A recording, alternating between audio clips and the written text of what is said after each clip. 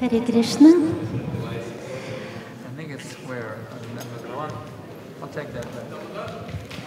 Aš paskaitysiu 4 eilėraščius, kurie yra kaip mažytis toksai kursiukas.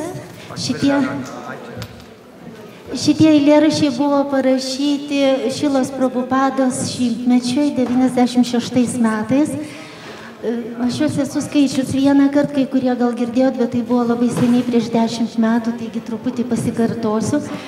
Ir išdrįstu juos paskaityti, nes iš tikrųjų tie, kurie rašo, kurie kažką tai kuria, žinom, kad mes esame maži tušinukai arba teptukai tiesiog ir kartais geriau pavyksta parašyti ar nutapyti, kartais prašiau. Tai būna mūsų kaltė, jeigu prašiau, bet įkvėpimas iš tikrųjų yra ne mūsų, todėl taip drąsiai, nelabai drąsiai. Prabhupadai, niekada tavęs nemačiau, bet atpažinčiau iš milijardų. Niekada negirdėjau tavojo balso, bet pakluščiau jam iš karto.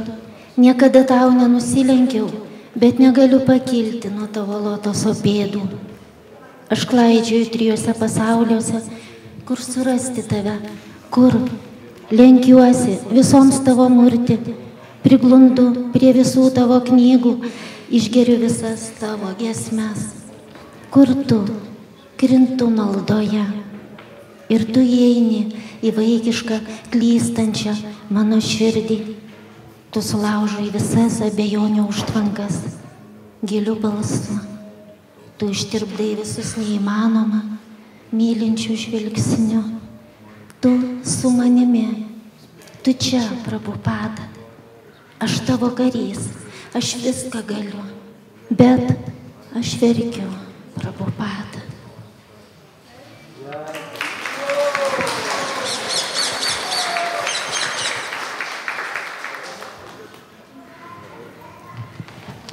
Saulė teka ir šviesos sparnai išsiskleidžia, tavo akis viešpatie ryto aušra. Paukščiai čiulba ir dangiškos paslaptys veriasi, tavo balsas viešpatie, paukščio giesmė, žiedas nubunda ir pradingsta žemiškos aistros, tavo rūbai viešpatie, pievų gėlė. O Krišna, tu visa žavintis, debesų kalnuose žvilgsniu ieškau tavęs, liūties rovėje meldžiuosi tau, tavyje basa. Vėjo visą valantį gūsį įsileidžiu savo širdin tave. Kur man eiti, kai tu visa, aš sustingstu savy, tu visur esantis, o Krišna. Saulė pateka, paukštis nutyla, nuvysta gėlė, aš stoviu šlapia, ašaros ar lietus, o tu visur esantis, visame ir ne čia. Tu man atimi protą. Aš klausinėjau kiekvieną, kur. Ir viso pasaulio saulėtekiai mus šildo tavo žvilgsniu. Ir viso pasaulio paukščiai mums gieda tavo balsu. Ir visos pasaulio gėlės nebenuvysta tavo apdaro klostėse.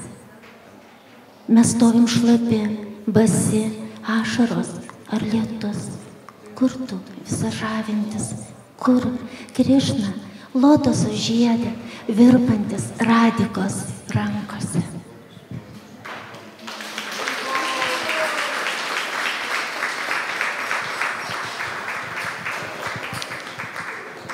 Radikai, tu uždedi virpančią ranką ant aukštos neramios krūtinės, o kad niekas nepamatytų, tavo viešpats, tavo spindintis pova šoka tavo širdį. Tu paslėpi juodas akis užuolaidom, šilko blakstienom, o kad niekas nepamatytų, ilgesio ašaros tavo viešpatie šokiui atvėsina įkaitusią širdį. Tu nuleidi garbanas ant pečių, tu uždengi ausų kriaukleles, o kad niekas nepamatytų, viešpaties fleita, skambesnė už tavo apyrankės, veržias iš tavo širdies. Ir čia tyla įeina į kambarį. O viešpaties fleita aidi visam pasaulyje, tu krenti apsvaigus. ir saulė staiga nusileidžia, o kad niekas nepamatytų, tavo viešpats iškelia tave iš meilės bedugnės ir povai pakloja spindintį pūko patalą.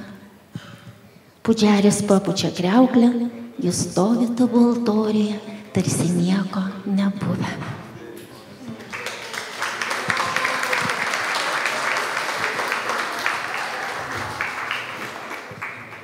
Ir paskutinis, kadangi visa tai vyksta Vrindavanui ir Goloka Vrindavanui ir žemės nežemiškoj Vrindavanui, ir aš niekarto nesu joje buvusi, širdim taip, bet nesu buvusi, tai tokie vidinės būsenos, kurios iš tikrųjų parodo, kad mes tikrai visi esam vienose namuose, kad esam tikrai viename Prabhupados laive ir kad Vrindavana visada mūsų namai.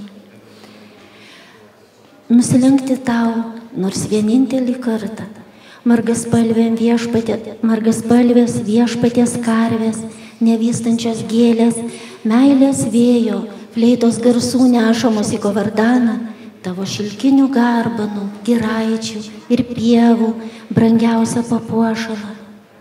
Apkabinti tave, nors vienintelį kartą, išsiilgusios viešpaties gobės, ganančios jį akimis, paleidusios verkiančią širdį pas viešpatį į Govardaną, tavo rankų ir kojų skambiausios apyrankės, ir įmoti šalia tavęs šį gyvenimą pas tave nebuvus.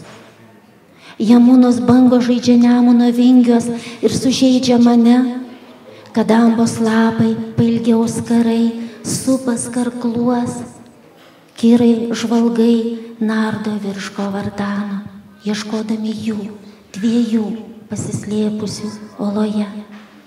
O nors vienintelį kartą nusilenkti tau, Vrindavano žemę, mano motina, išėjau iš namų ir negaliu sugrįžti.